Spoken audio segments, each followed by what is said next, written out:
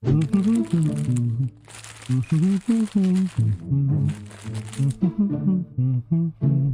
that's a pretty good trick you got there, those paper planes. Oh yeah? Thanks. Yeah, it makes sense for you. You always were kind of a trickster. Say that again? A trickster? Why? What's wrong? Hey, you okay? Bran? Bran?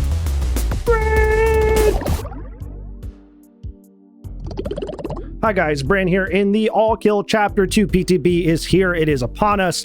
And I wanted to come into this PTB swinging with all the positivity of all the excellent momentum that behavior has built up going into 2026. Stranger Things Chapter 2 was almost entirely a complete win. Vectuna is very, very fun, very, very cool, very, very good. The new survivors were really awesome. The cosmetics were cool. The new perks were really helpful on both survivor and killer. They really knocked it out of the park with Stranger Things Chapter 2. So I really wanted to come into this one singing the praises of an amazing next chapter and really bringing us back into 2026 strong.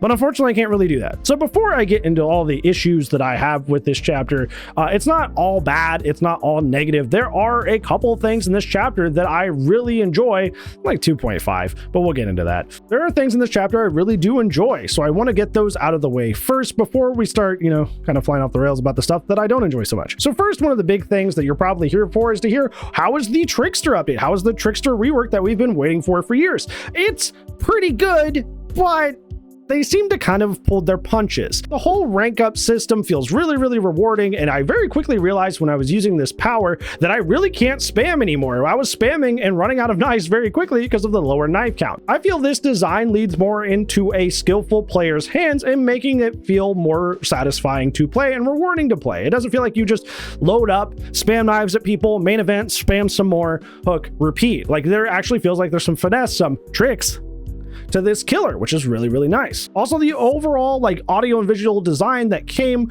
with the rework is very excellent. Trickster got a bunch of new animations both in the lobby and in the game. He has new voice lines where he's laughing and cackling all throughout the trial, which is really cool and really awesome to hear. That was probably my favorite part about the rework, but there are some things about it that need to be adjusted from a numbers perspective. Currently, my main gripes are the movement speed while lifting a knife is extremely slow. You kind of feel like Vectuna, but you don't have like the map mobility option, and you don't have the lethality of the vine attack, so you're just throwing knives at people and like really slowing down. I noticed that like even when I'm successfully hitting my knives, I just lose so much distance that survivors end up like 2 to 3 tiles ahead of me, even when I'm doing the right thing as my killer, which doesn't feel rewarding to be punished with a bunch of distance when I'm doing the right thing and using my power. I should be rewarded for using my power, not punished. Second, I feel like the knife delay is like way too quick. I feel like this is a character that if we're going to keep him at 110, which they did switch him to, by the way, you cannot have knife decay be as quick as it is. If you're going to be 110 in perma slow behind the survivor, only being 10% faster than them, then having the decay go away doesn't make any sense. There's so many line of sight blockers, and we especially live in an age where holding W is stronger than it's ever been, so that's what survivors are going to do, and that's where decay becomes the most problematic. So if we go one of two ways here. Either we bring the 115 back and we make the decay the same, or we up the decay to be nicer and keep the 110. Personally, I feel like we could do kind of like a Springtrap situation where we make him 110 most of the way, and then as he gets to like A or S tier, then he ramps up to 115. I think that would be cool. But either way, the point being is that the laceration decaying so quickly is a pain. So that needs to be buffed in a way that something as simple as holding W or finding a wall to hide behind doesn't immediately lose all the progress I just gained. Other than that, the 6 knife to injure update feels really, really good. I feel like they never should have upped it any higher than 6, but this video is not here to trash on old Trickster. Let's talk about the new one. But the new one is mostly good. It does pack the punch right now. I feel like behavior was a little bit too conservative with the numbers that they gave it, and if they could just buff some of those numbers up, this kit would be really excellent. But the problem is they kind of pulled their punches and the character feels kind of underwhelming. This feels in its current state kind of more like a side grade than it does an actual buff, but the tools are there to make it a very strong buff, and if they up the numbers to a perfect spot, then you could leave this kit here forever. It's got the tools to be the final version of Trickster. You just got to make the numbers make sense. We're doing things like slightly out of order here. I know you probably want to hear about the map, and we will get to that, but we're talking about the positives right now. So one thing I did want to mention is that the Spirit Fury kind of like crash out that we all had thankfully seemed to be only like a wording issue, or they just haven't gotten around to doing it. I really hope it's the former and not the latter, because currently on the PTB, Spirit Fury does not actually not charge with killer powers. So that is supposedly staying, but like I said, we're not sure why that even happened to begin with, because behavior has been very wishy-washy, kind of avoidant of answering the question directly. So we don't know if it's, once again, maybe they just didn't get it onto this PTB. Maybe it really is just somebody, some poor intern wrote the wrong thing there.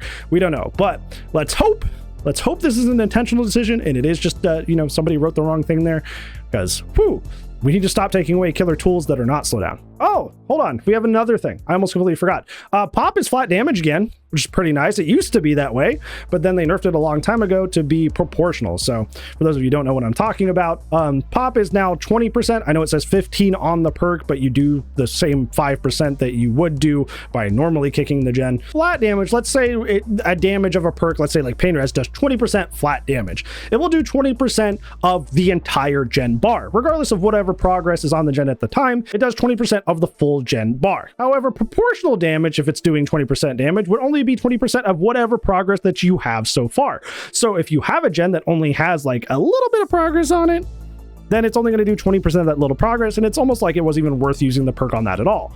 However, if you use it on a gen that's nearly finished, you'll get way more value. I have a sneaking suspicion I know why they changed this perk for the better, and it's because of something else that is going to be in the negative, so stay tuned. Now to get to the final positive, and that's being the Trickster's Delusion map. It is bar none the most aesthetically pleasing map that Behavior has ever made, and that means all of Dead by Daylight. Like, this is hands down their most visually impressive map they have ever made, and it's not even close. The design team absolutely knocked it out of the park. Now, to be honest, this is usually how things work when it comes to design, when it comes to Dead by Daylight. The art team always knocks it way far out of the park, and does so by a vast margin. Whereas usually it's the balance stuff and the bug fix stuff that usually, kind of, they don't get quite right a lot of the time. So, unsurprisingly, but not unworth praise, and definitely is worth praise, they knocked it out of the park with this map, and they have made objectively the most beautiful, amazing map that they have made. I will say that the bright lights do kind of give me a headache.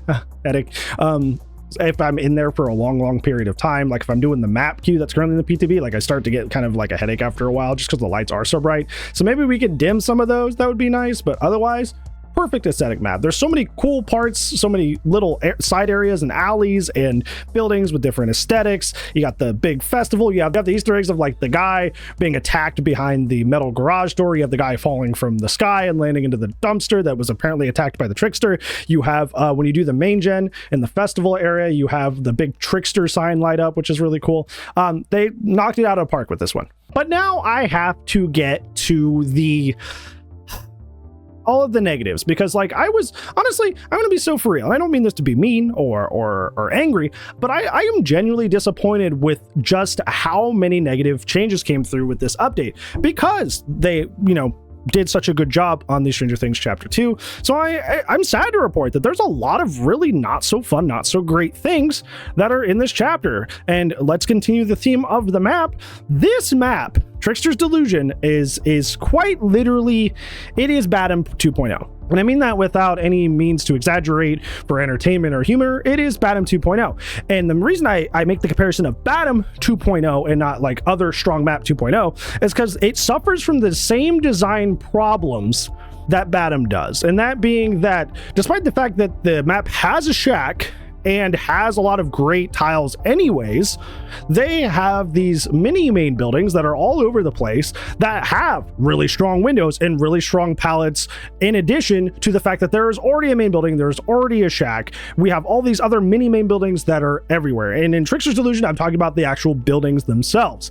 whether it be like the laundromat, the bar, whatever it happens to be. All of those are extremely powerful and serve as their own mini main buildings in addition to the nightclub. Most of these mini buildings have God windows or near God windows, and usually those near God windows or actual straight up God windows are attached to several good pallets. There's one that likes to spawn in the little like convenience grocery store. They'll have like a somewhat weak pallet into a God window, and then out back in the orange room that's right there, there's another pallet that you can't M2 over at all. It's not M2 friendly. You can't Huntress hatch it over. You can't Xeno tail attack. So you have two pallets tied straight into a near God window. There are God pallets that block entire alleyways all around the sides of the map. And I frequently ran into this combination near the bar, where the bar has that near God window that spawns there. And then there's the God pallet that spawns right there, which definitely makes it a God window for sure.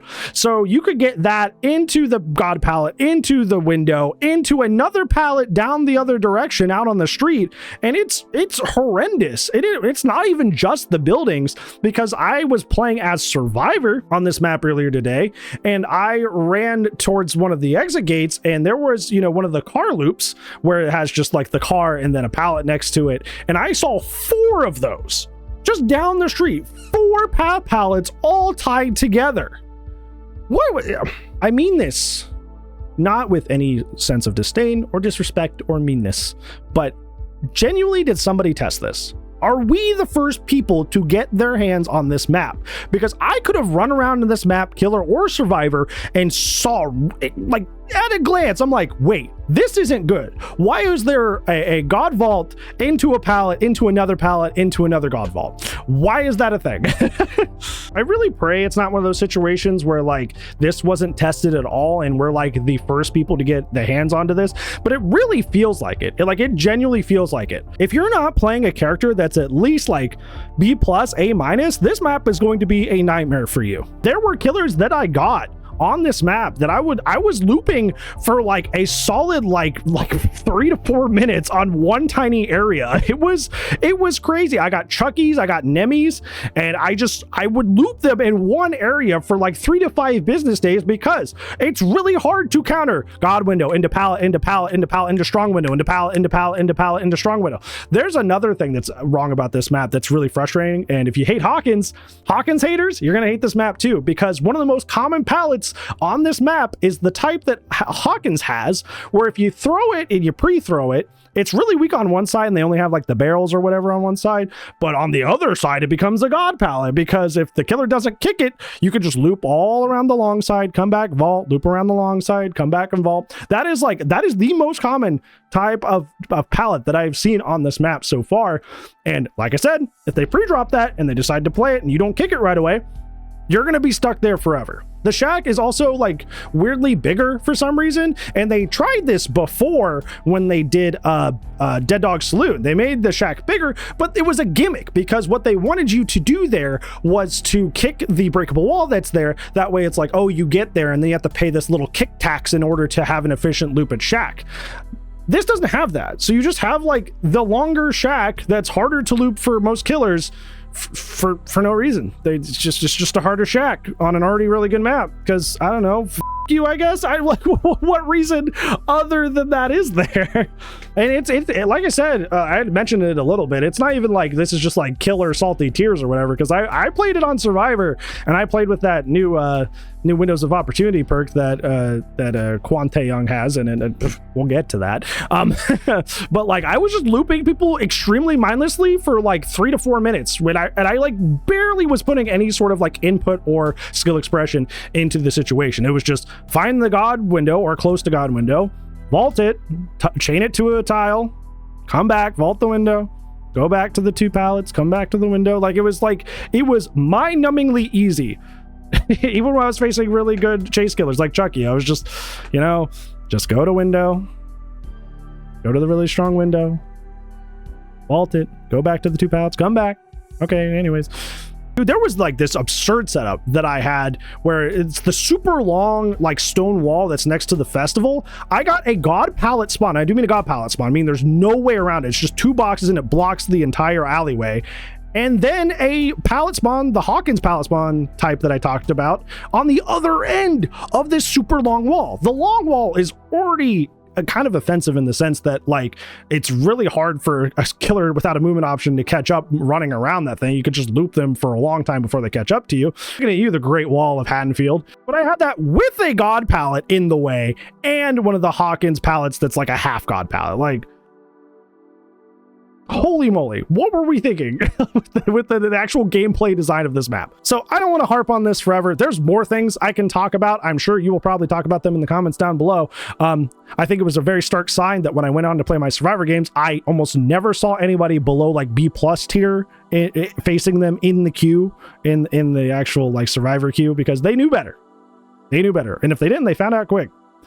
But the TLDR is, aesthetically, this is one of the best maps Behavior has ever brought us. Gameplay wise, I think this is the worst work they have done in like the past 3 years. I think the last time I remember feeling this flabbergasted about a map release in terms of like the power of the map was like old RPD, when it used to be both sides at the same time, and you had the library upstairs where people could do like the infinite boon exponential stuff. Like, that is the last time I remember being this blown away at just like the lack of balance that a map has. Even with like Garden of Joy, honestly, Garden of Joy is a good like example, because, you know, that's what's frustrating about Garden of Joy, is that there's a God palette on the porch that leads straight into a God window. Imagine if you had just like 3 or 4 of those in a tiny area.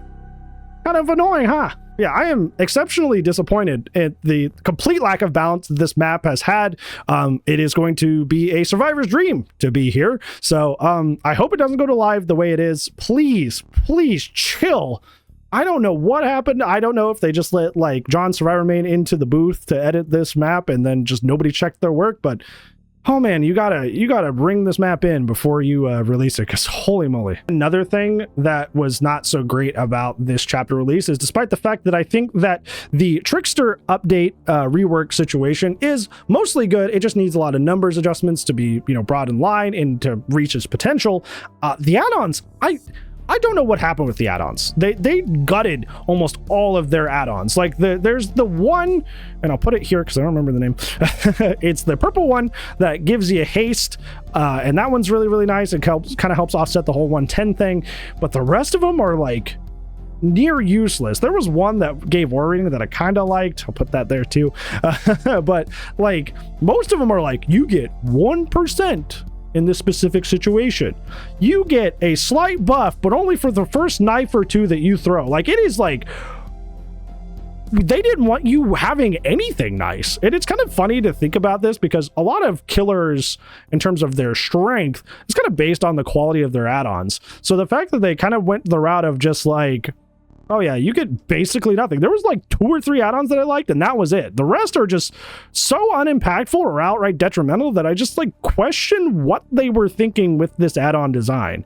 Like I cannot even begin to understand what the mindset was here. It's almost like between, the only guess I truly do have is like looking between the Trickster design, where all the numbers are undertuned and the add-ons don't make any sense, is that they were just like, I guess, afraid that this character would be like super strong, and they went the route of like making sure that everything was super undertuned because they thought the character was going to be really strong. And that's just like not the case. They're still roughly the same strength impact that they were before, at least at their current numbers. So you can fix all this, please. Speaking of add-ons, they did something very similar to the first good old Vec Tuna. They gave him some minor nerfs and then like a slight buff. He's mostly the same. It's not a huge impact on his character. He's mostly still all right. But once again, they kind of went to his add-ons and went through and just made a lot of really questionable decisions. I don't know about you guys, but I already found my like Vec Tuna like add-on selection to be very slim. So the fact that they went through several add-ons and limited them doesn't really make a whole lot of sense to me. Like whoever is in the kitchen at Behavior cooking up with add-ons, you're burning it. Please stop. Speaking of bad character decisions, Ghoul had his reticle stickiness lowered, which is, you know, makes sense to me. That is a big complaint about the character, but they removed revolting. you don't know what revolting is, one of the annoying things about facing Ghoul is the fact that he can scamper a la old Chucky after you. And one of the biggest counterplay tools that you had against the Ghoul was to know to slide under him and vault back past him when he does this. It was one of like the biggest, most like rewarding skill checks that you would face while, you know, facing the Ghoul. So they took it away. Yeah, they said no, no revolting the Ghoul. Why? I don't know. I mean, one of the only saving graces that I always hear about the Ghoul, despite the fact that most people already agree that they're not very fun to face, is Ghoul mains will at least tell you, well, if you just learn the counterplay, it's not that bad. Well, they just took away one of the biggest counterplay tools that you had, so. Why? I don't know. Also, speaking of things that we took away for like no reason, why did we go in and just like completely like blow up Wesker like out of nowhere? Why did we do that? The crazy thing is like there's already a lot of like weird stuff. Like we wanted to really make sure Wesker couldn't vault off of hills. Why was that a problem? I don't know. As somebody who used to do Sky Billy and Space Billy, the Wesker vaulting off a hill was nowhere near even remotely as wild as that stuff. So I don't know why you took target of that. But this is the funny thing, because these changes aren't even like actually like listed in the actual PTB changes. They're just kind of things that people figured out, is that you can't buffer your bounds. You can't insta-flink as a result anymore. What did Wesker do to deserve to be getting astray? I bring up Wesker a lot to me because I am a Xenomorph main, and I similarly like relate to the fact that my character came out in a really cool and really strong place, but gained a lot of bugs, a lot of clunk, and got power crept really badly. So in 2026, they're not in a great spot. I thought everybody was kind of under the impression, the same thing with Wesker, where it was like, okay, this character needs a lot of help. This character released really cool, had a lot of really dedicated mains, but kind of fell by the wayside and needs a lot of help. But apparently that was not the memo that Behavior got, and this character has once again kind of had their kit scooped out and made far less skill intensive and taken away a lot of ability that this character used to have. And I think now more than ever, there's not really a good reason for this to happen, because you have the DBD Creator program. So you have a wealth of character mains, like literally signed up to be in partnership with you. You could ask Wesker mains, what does this character need right now? What do they suffer from? And that doesn't mean it's a one-to-one good thing to add, because there are plenty of people who are character mains for a specific character who just want things that benefit them and don't really care about the overall experience both as and against. That's fair. That's fine. But you have character experts of these characters at your fingertips, quite literally. So there's really not a reason for you to like completely misunderstand a character's problems and, you know, as a result, roll out all these nasty changes that just take away, especially on a character that needed a lot to be given. And there's really not an excuse for it anymore. And I really hope that you take a bigger advantage of the DBD Creator program and us creators that are in your program to whenever you go to make big sweeping changes to a character like this. Also, this is just like a complete aside. If you look in the patch notes, once again, like I said, not a lot of this is even in the patch notes with like the bound buffer and stuff like that. But the Wesker changes, even though there's a lot of them, are like all the way down at the bottom. They're mostly categorized as like fixes. Like, it's almost like you were trying to hide it. I know you're not, but like, that was a really weird place to put it for something so impactful. So yeah, if it's not like obvious, clearly Wesker did not need all of these negative changes. They were already in the need of a lot of help, so please help them instead of hurting them. Well, one thing that I kind of forgot to mention in the good part is that Kwon Tae-Young, very well designed survivor, good voice lines, good cosmetics already available, so that's neat. Their perks, oh boy, the perks. Flow state is kind of like a fire up for survivor, where as gens get done, you get more powerful until the game is over. Fire up is a good designed perk for killer because it's a way for you to catch up when you're losing. I'm not really sure about the design for survivor because it's rewarding you for winning, which is like the opposite, because like that's the whole reason fire up works the way it does, because it doesn't feel OP because it does nothing if you already are playing well, but helps you if the game starts going awry. This is like, hey, you're doing good, so now you get to do even gooder. I know that's not a word, but it just sounded funnier. So I'm not sure about that. I did run this with a full healing build, and it is super obnoxious, especially if you get to like, 3 to 5 stacks. There was a really funny moment. I was playing a Gas Heaven game against a pig, by the way. Why did nobody want to play Trickster? And I literally healed a person by myself quicker than 2 people healing me at the same time did.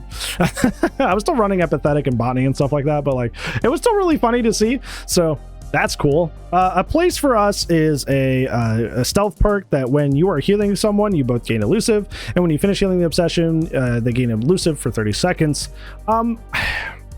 I'm never a big fan of these like stealth and rat perks. It's a personal thing. I understand they have a place in the game. I think all they do is irritate good players and make newer players really confused. I was doing a match review on Monday and somebody didn't even know what Shadow Step was. Like they had no idea why scratch marks were just disappearing.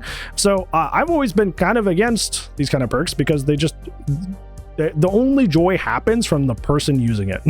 So, that's more of a personal gripe though, not like hey, this is objectively bad. Finally, 5 moves ahead is probably the one you've heard complain about the most, and that is because it is kind of diet Windows opportunity but slightly better. That didn't make any sense, but like I'm leaving that in because I'm exhausted with this chapter, man. So you see the aura of the 5 closest pallets in Windows, and you drop pallets 50% faster. I tested this perk a lot, and obviously this nerfs short swings a lot. The ability to short swing and hit somebody if they're just camping a pallet, that makes it harder to get that. But I think the thing that worries me more about this perk is that, as I said earlier in this video, shift Wing is already one of the most frustrating things to face in the game of Dead by Daylight, and it's never been stronger. It is shift Wing and running away and getting free distance. It's quite literally like the most skill-less thing you can do in the game, but it gives you back so much reward despite just doing something extremely simple. And like I said, it's never been stronger. We have stuff like Sprint Burst Vigils, Sprint Burst Ghost Notes. Like it is easier than ever to just hold W key away. And one of the things W keyers love to do when they shift W away is to pre-throw a pallet that's really strong and make you deal with it. Now you can do this even more efficiently because not only are you seeing where the pallets are to go throw them, but you throw them faster, so you waste even less time doing so.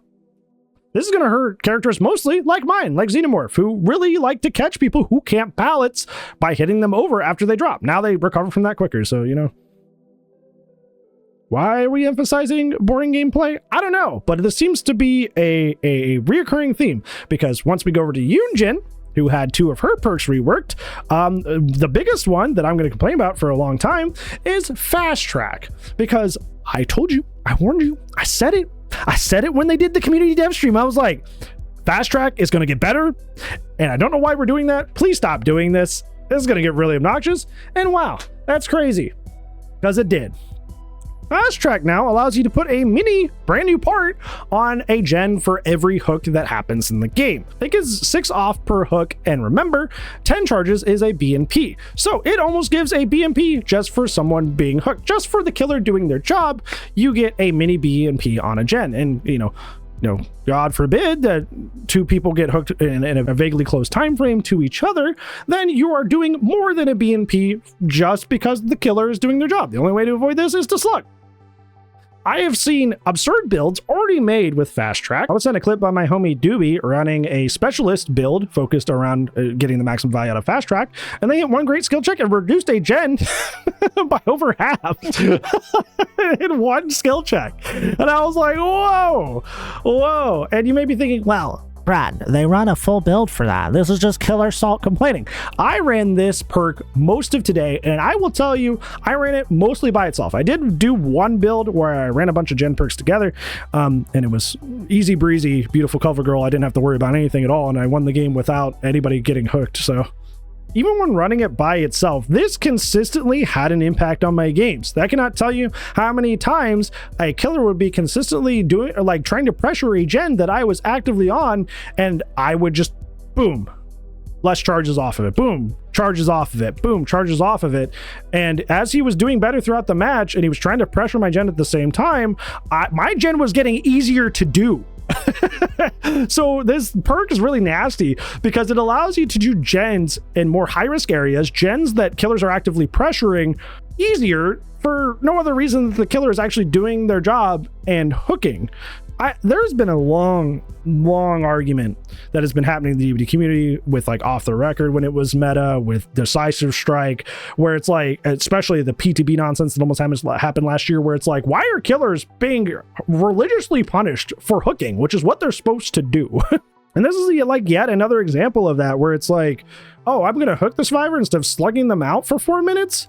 Ah, well, you see, now you get a mini BNP or worse on a gen for that. You really should have thought about that before you hooked the survivor. You know, your main job is killer. You should have thought of that.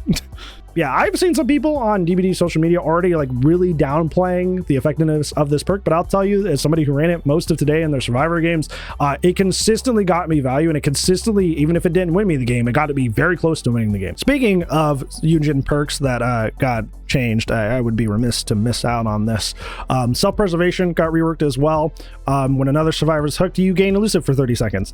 Something, don't like elusive stealth perks and that sort of thing. Something, you heard this before earlier in a different part. I'm just kind of like personally don't like it and how it hurts new players, but also frustrates, you know, experienced players. So yeah, that exists. Unbreakable got technically nerfed. You can't plot twist yourself and gain value out of it. Now you have to specifically get down by the killer. So that's cool. That's a nice little caveat. Not really hugely impactful, but keeps it from being weaponized against the killer for, you know, not doing anything wrong. I wish we had done that with Fast Track. Hex crowd control got changed, but I'm not gonna lie, I didn't really notice it. I ran it most of today. I ran it a lot, but like I didn't notice a huge difference in the value that it got on the PTB than it did on live. I got about the same, but that could also just be because there's 5 bajillion windows on Trickster's Delusion, and I played mostly on that map, so maybe that was the issue. I don't know, but I personally didn't notice this. So yeah, I mean, Hex crowd control is already like kind of like it's more of a like underrun perk. Most people, if they're running like an anti-something perk like this, they're running Blood Favor, but Hex crowd control is very obnoxious, and you'll see it a lot in like tournaments and stuff being annoying. And I know a lot of recent tournaments ban this outright as a result. So yeah. Hi guys, Editing Brand here. I forgot to talk about the prestige rewards. There are now prestige rewards for 25, 50, 75, and 100, and they are badges specifically made for your character. They have a little flourish on them all the way up into this like sheen and full blood entity mandible effect at P100. They are cool, and I do think they're very neat. I like the one for Xenomorph a lot, but I think most people would agree with me that I was kind of hoping for something more for such a process as P100ing an entire character. And while I like the badges, I really hope this is just kind of like one of the things that you get for P100ing a character, and they don't stop here. I feel like it'd be very easy for them to just be like, oh, well, you do have P100 rewards. You had the badge, bro. And it's like, well, that's cool, but like, does it really match having a P100? So I hope they don't stop here, which they very well might, but you know, fingers crossed. Yeah, we have reached the end of my review of the Trickster All Kill Chapter 2 Extraordinaire Extravaganza. Woohoo! I think in terms of like what a number out of 10 I would give this, 10 being best and 1 being, oh man, you missed the mark. Once again, I have to go back to this. I'm really, really sad that I can't just give it a good rating, because like, you guys had such a good like first start on 2026 with the Stranger Things Chapter 2, and I really want to be like, heck yeah, let's keep going. But I would be being dishonest with you. I think if I had to give this number, I'd probably give it like a 5 out of 10. It's like the Trickster update is good, but it needs some work. The map is most of that number 5 is it's pulling. It is the hard carry of that halfway number, because it's the best aesthetic map we have ever seen made. It is beautiful. It is amazing. It's immersive. It does everything, but just about everything else, it's like either meh or outright frustrating or bad or hurts the health of the game. Also, Yoonjin is also in this chapter, guys. Where's John Yoonjin Lee's voice lines? Where are they? She is arguably more important than Trickster, because she's the one who's his manager, who does not exactly, you know, jump for joy at the chance to go enact justice and let people know that he's kind of being a freaky weirdo out there and doing a little, you know. Like, she is a dynamic character and arguably one of the most morally dubious and interesting survivors that we have. So where's the voice lines? You gave him you got Trickster new voice lines. You got the new homie new voice lines. Where's Yoonjin's? Where are they?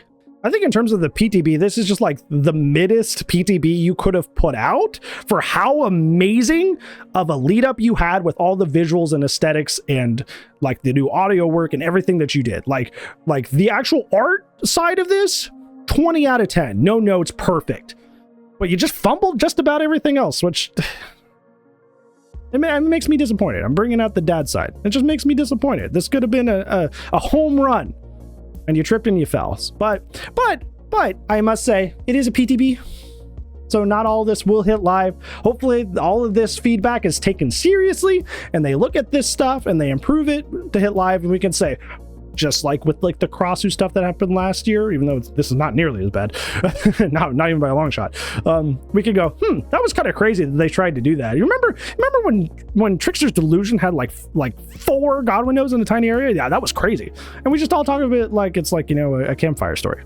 So I really hope it ends up that way and not something we have to deal with online. But yeah, what did you think of the PTB? I know that for some reason, a lot of DVD content creators haven't talked about Trickster's Delusion balance-wise being as nutty as it is. So I'm interested to hear what your thoughts are. But other than that, that's going to be it for today's video, friends. Thank you so much for watching and spending time with me today. And hopefully your day has been a fine one. And if it wasn't, hopefully it gets better. And I appreciate you. Hopefully I'll see you in the next video. But if I don't, I'll see you when I see you. Goodbye.